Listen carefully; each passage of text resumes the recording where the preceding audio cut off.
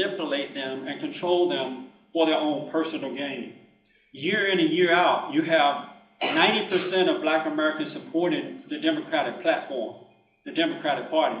And most of them have no clue as to what the party stands for. The Democratic platform is about abortion on demand, even at the 9th month, such as Barack Obama. If a woman decides that she doesn't want to have the baby, then you can kill the baby at the 9th month. Barack Obama even voted for a bill that says that if the woman decides at the 9th month not to have the baby, and the abortion is a botched abortion, the baby comes out alive, let the baby die on the medical table and do not give it medical care. Let the baby die. When we tell black Americans about that, because they've been so demoralized, they're okay with that. Oh, that's okay. Most of the politicians do that. This is socialism. They have a socialist mentality.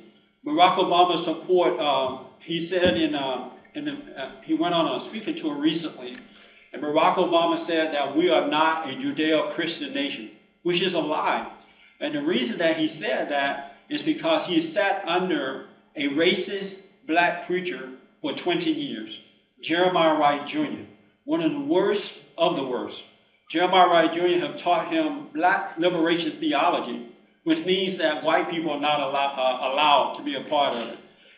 Jeremiah Wright Jr. has a hatred for Christianity because they believe that Christianity is the white man's religion and that it is trying to hold black people down. They believe that Islam, Muslim religion, is a religion of black people.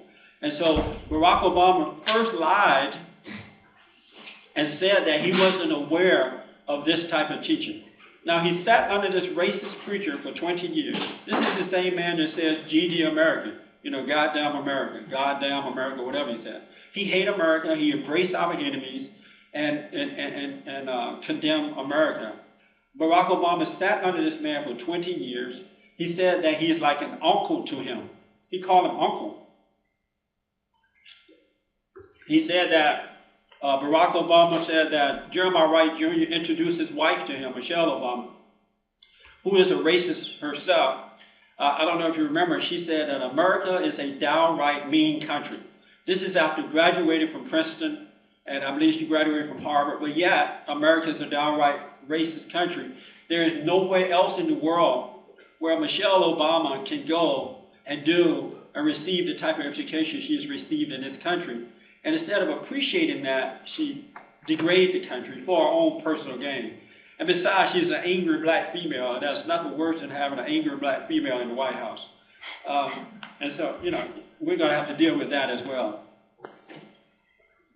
Barack Obama went over to Saudi Arabia, and he bowed down to the king of Saudi Arabia. Did you see that?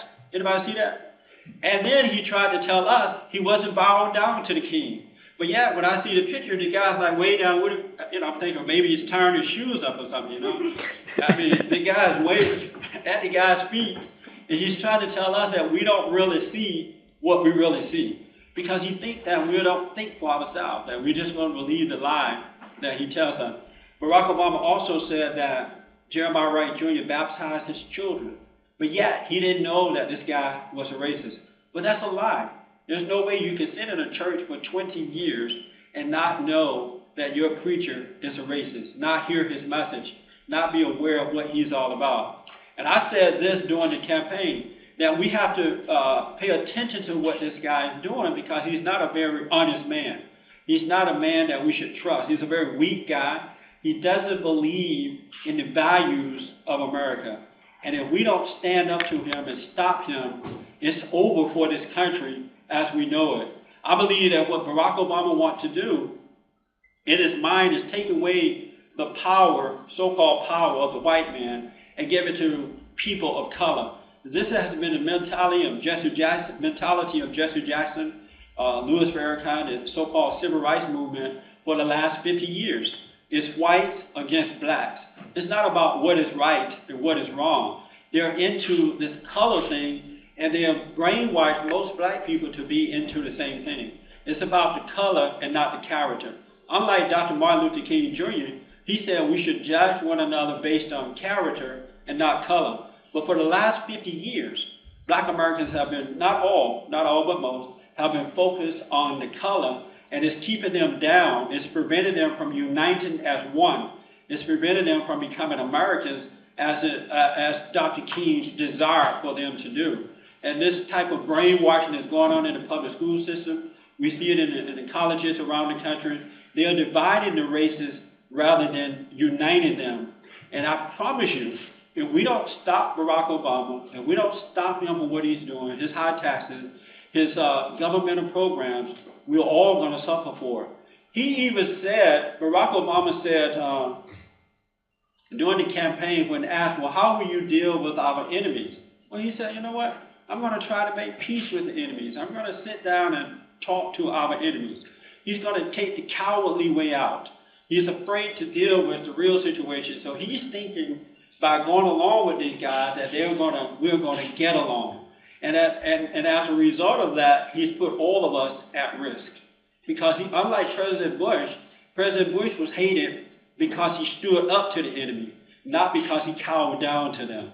They were afraid of President Bush, but they're not afraid of Barack Obama. Barack Obama is a coward. He wants to go along. He's a socialist. He goes over, he embraces our enemies because he thinks by appeasing them, by going along with them, that somehow or another they're going to love us. It is not true, folks. It is absolutely not true. They see this man as being weak. They are taking advantage of his weakness, and he's putting all of our lives at risk. They even took out the words war on terror. They don't want to use the words war on terror because he's trying to cater to our enemies. There's one reality that we all need to realize is that we are at war, and we are at war with a group of people who hate us because we are a Christian nation and we support Israel. And they want to destroy us by any means necessary.